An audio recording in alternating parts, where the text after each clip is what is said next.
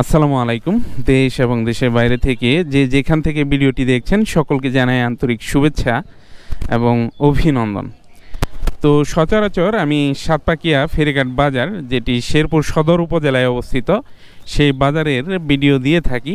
তো এখন আসছি আমাদের জামালপুর জেলার চর যথার্থপুরে। তো শেরপুরের এই সাইটে পড়ছে, কিন্তু শেরপুরের মধ্যে না, জামালপুর অংশে পড়েছে এই স্থানটি। তো দেখতে পাচ্ছেন একেবারে পাকা টুকটুকে টমেটো ওনারা নিয়ে আসছেন এই চর যথার্থপুরে কালেকশন পয়েন্টে। তো এখান থেকে কিন্তু সারা বাংলাদেশ ব্যাপী চলে যায় এই টমেটোগুলো। বিশেষ করে এই চর যথার্থপুর টমেটোর জন্যই বিখ্যাত। এখান থেকে টমেটোই বিক্রি হয়, অন্যান্য সবজির তেমন একটা দেখা যায় না। তো টমেটোগুলোই এখান থেকে বিক্রি হয়ে চলে যায় বিভিন্ন প্রান্তে, দেশের বিভিন্ন প্রান্তে চলে যায়। তো টমেটোর দাম নেই, একেবারে পানির চাইতেও কম দাম, মানে পানিরও দাম আছে কিন্তু এই টমেটোর কিন্তু দাম নেই। 1 লিটার একটা পানি কিনতে গেলে 25 টাকা লাগে, আর এই টমেটো বিক্রি হচ্ছে মাত্র 4 টাকা 5 টাকা কেজি। 5 টাকা কেজিও না, 4 টাকা কেজি আর কি বেশি বিক্রি হচ্ছে এই টমেটোগুলো। তো প্রচুর পরিমাণে এই কালেকশন পয়েন্টেও টমেটোগুলো উঠে থাকে। আপনাদেরকে যদি পুরো পয়েন্টটা ঘুরে দেখাই, দেখতে পাচ্ছেন ভ্যানে করে, গোড়ার গাড়িতে করে প্রচুর পরিমাণে কিন্তু টমেটোগুলো নিয়ে আসছেন এখানে বিক্রির অপেক্ষায়। তো গত বছর অনেক বড় বড় পাইকাররা এখানে এসেছেন, টমেটোগুলো কিনে নিয়ে গেছেন, কিন্তু এবার কিন্তু বড় বড় পাইকারের সংখ্যাও এখানে নেই, প্রতিযোগিতা কম, সেজন্য কিন্তু এই টমেটো ওনাদের কাঙ্ক্ষিত দামে বিক্রি করতে পারতেছেন না। দেখা যাচ্ছে যে ক্ষেত থেকে যে ওনারা উঠিয়ে বাজারে নিয়ে আসেন, সেই খরচ উঠাতেই ওনাদের হিমশিম খেতে হচ্ছে। তো প্রতিদিন বিকেলবেলা এখানে এই টমেটোর সমাগম ঘটে, কৃষক ভাইয়েরা ওনাদের উৎপাদিত টমেটোগুলো নিয়ে আসেন। দেখতে পাচ্ছেন প্রচুর পরিমাণে কিন্তু টমেটো ইতিমধ্যে এসে পড়েছে, একেবারে সন্ধ্যা পর্যন্ত এভাবে আসতেই থাকবে। এখানে স্থানীয় ব্যবসায়ী রয়েছেন, দূর দূরান্তের ব্যবসায়ীরাও আসেন, কিন্তু এই বছর টমেটোর দরদাম না থাকায় তারাও কিন্তু মুখ ফিরিয়ে নিয়েছেন। তো এই যে এখানে একজন আছেন, ওনার সাথে কথা বলি যে এই বছরের কি অবস্থা। আসসালামু আলাইকুম। ওয়ালাইকুম সালাম।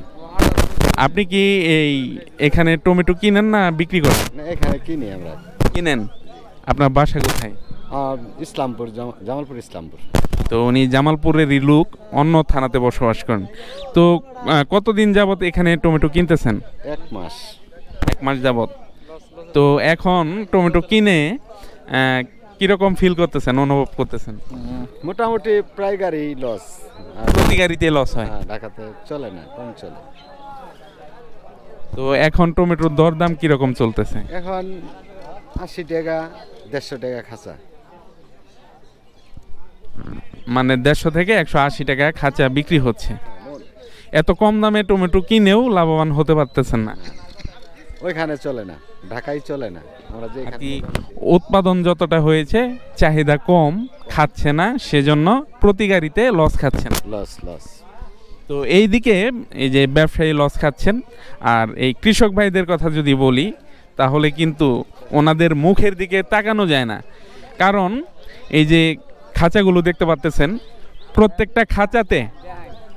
প্রত্যেকটা খাঁচাতে ওনাদের একটা খরচ রয়েছে এই পর্যন্ত আনার। তো একটি খাঁচা যাদের দিয়ে উঠান, লেবার দিয়ে ওঠাতে কত টাকা খরচ হয়? 60 টাকার খরচ, আঙ্গারে আনতে 40 টাকা তোলায় আনা, আর গাড়া গেলে 60 টাকা খরচ, জমায় 80। তো সাতপাকিয়া বাজার রয়েছে, সেখানে নিয়ে গেলে 80 টাকা খরচ হয়, আর এখানে নিয়ে আসলে, এই কালেকশন পয়েন্টে নিয়ে আসলে 60 টাকা খরচ হয়। তো এখানে একটা সুবিধা আছে, যদিও এখানে শুধু টমেটোটা পাওয়া যায় কিন্তু অন্যান্য সবজি পাওয়া যায় না। একটা সুবিধা আছে, সেটা হচ্ছে এখানে কোনো জমা নেই, জমা ছাড়াই আর কি, মানে খাজনা ছাড়াই কেনা যায় আর কি এখানে। তো এই সুবিধাটা রয়েছে, যারা ব্যবসায়ী রয়েছেন বাজার থেকে কিনলে হয়তো অনেক টাকা বাজারের খাজনা খরচ রয়েছে, কুলি খরচ রয়েছে, সেই খরচটা থেকে এখানে আর কি বাঁচা যায়। তো বাঁচা গেলেও টমেটোর যেই বেহাল অবস্থা, কৃষকরাও লাভবান হতে পারতেছেন না, খরচ উঠাতে পারতেছেন না, আর ব্যবসায়ী ভাইয়েরা দেশের বিভিন্ন প্রান্তে পাঠিয়েও লাভবান হতে পারতেছেন না। তো এই হলো ভয়াবহ পরিস্থিতি টমেটো বাজারের।